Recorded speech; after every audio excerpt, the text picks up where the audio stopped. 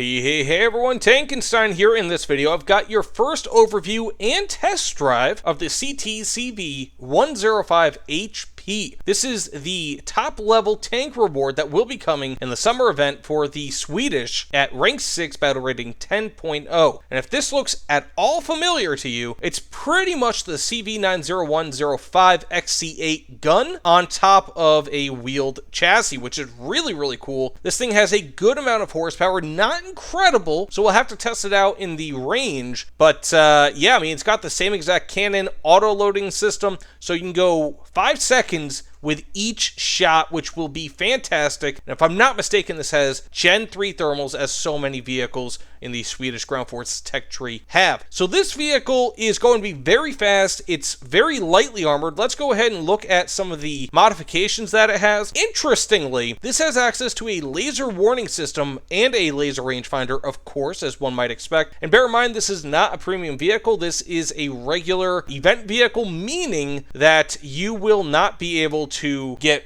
premium RP and SL bonuses, so you really have to remember that with this. This is not going to be your way to grind through the entirety of the Swedish Ground Tech tree. Rather, it will just be able to supplement a top tier lineup, albeit from what I'm seeing very well. Now this has access to, of course, the standard M106-1, which is the standard shot that you get, the Heat FS, but in the first tier you can get access to DM33, which has, what is that, 337 millimeters of armor pen. Not fantastic at this BR, but not terrible as well, especially when you have really quick fire shot or follow-up shots. And, you know, with such a great system here, and once you get that night vision, or the thermals rather, this should be pretty easy to get kills with that. Now, you get the upgrade at the bottom tier, unfortunately, but you can get the upgrade DM33, which can go over 400 millimeters of armor as just an overall upgrade over the DM23. Now, what this has, that as far as I know, the XC8 does not have, is a tandem charge ATGM. Now, this can go through, as you can see, 550 millimeters of armor, which is fantastic. So that should create a very interesting sort of way to get kills with this. Plus, it has the same, as far as I could see, the same exact 5-second reload time as the DM23. So you have a 5-second reloading ATGM. Now, I'm not sure if that's going to be limited insofar as how many you can fire. Sometimes they do have limits on this sort of thing. I'm not sure if that's going to happen, but that would definitely be interesting. Now, interestingly, this also has a 42-degree vertical guidance, which means that you should be able to use these pretty effectively versus helicopters. You know, it only has a 5-kilometer range, but still, that's not all too bad for a lot of applications like that, so it should be pretty effective. So that being said, let's just go ahead, put this thing in the range here, the test drive, see what we could do, but I'm not entirely sure if this is going to be anything much different from the XC8, but on wheels. But hey, you know what? I mean, thus far, it seems pretty good. Plus, it does have, I think, 4 millimeters more of side hull armor, or turret armor, or whichever, which is pretty decent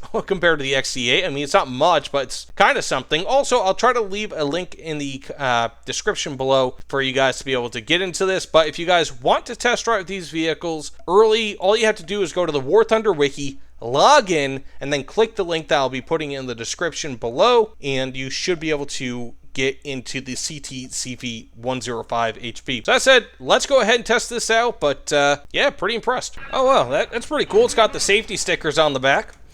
So this does have Gen 3 thermals, obviously a laser rangefinder.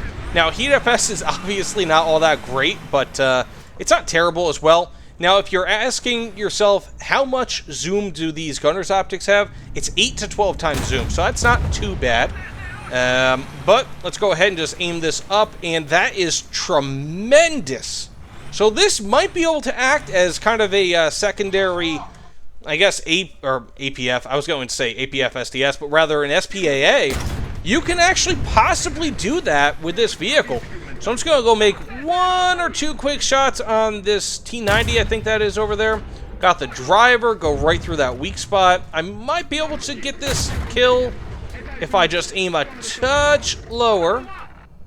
Let's see, can I? Apparently not. This game just simply does not want me to get kills. Okay, doesn't really matter all too much. Let's just go ahead and start driving this thing.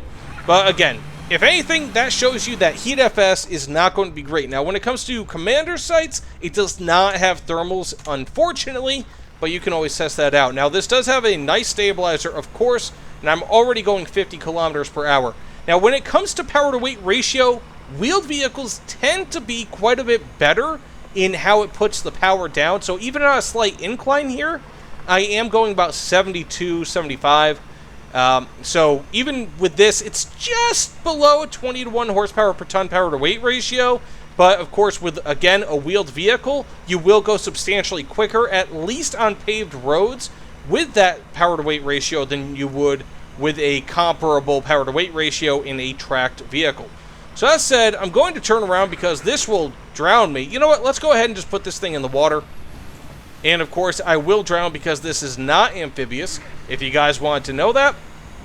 And let's just go down the other side there, because it is a slightly more favorable level of terrain, so it will be on the downslope. This does have a 100 kilometer per hour top speed. Also, let's go check out the grenades.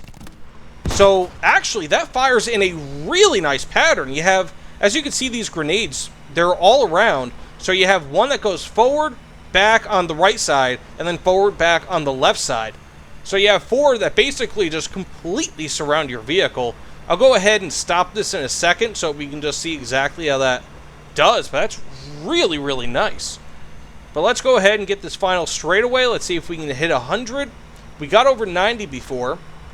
I don't think we'll hit 100 here because we're about to hit some rough spot. Ooh, 99, 100. We did it. Very nice. This thing is jumping, man. Anyways, this is actually quite an impressive vehicle, especially with that 5-second reload.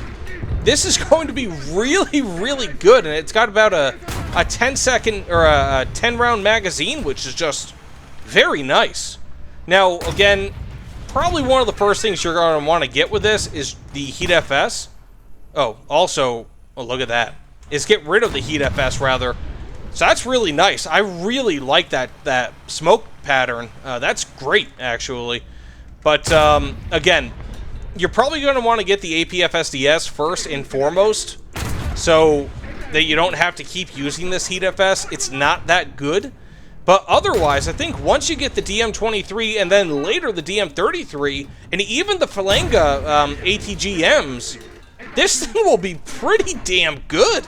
I mean, I'm really, really genuinely impressed by this right now. More so than I was with the SU-25 BM. However, to be fair, I didn't have access to the R73s quite yet. But I think at 10.0 BR, with the specs I see on this thing, this will be a little bit better than the or actually quite a bit better than the SU-25 BM is at 11.3. But again, we'll have to wait and see exactly how those R73s line up on that. But that being said, thanks so much for watching. If you guys don't mind, please consider at least liking, commenting, subscribing. I appreciate everything because it always, of course, means the world to me.